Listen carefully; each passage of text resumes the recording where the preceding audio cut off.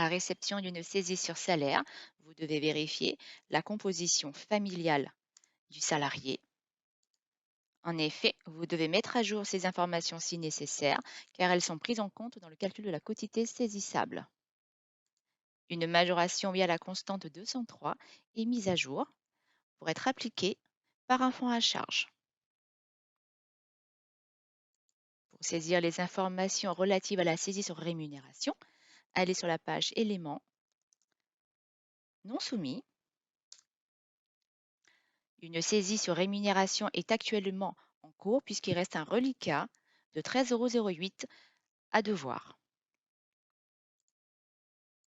S'agissant d'une nouvelle saisie de même nature, cliquez sur le petit plus pour ajouter une nouvelle occurrence, puis renseignez les champs suivants. La priorité à 0 pour indiquer au système la prise en compte de cette nouvelle saisie dès cette paye, une référence de prêt, par exemple 18 943-1, la rubrique de paye OA7, la date de début 1er mars 2023, le montant initial, par exemple 600 €, puis soumettez votre saisie.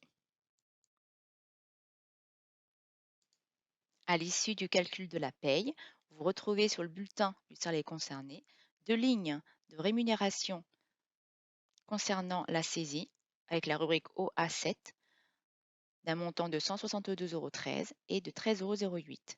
Le cumul correspond à la quotité saisissable autorisée.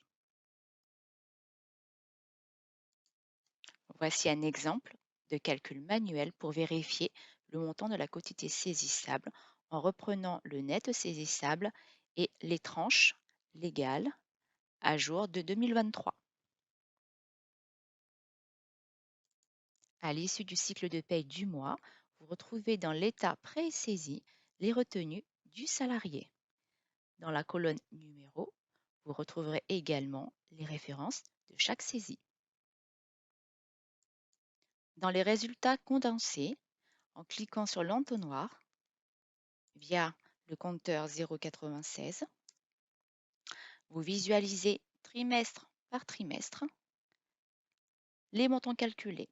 Dans la colonne février s'affiche le cumul des deux saisies.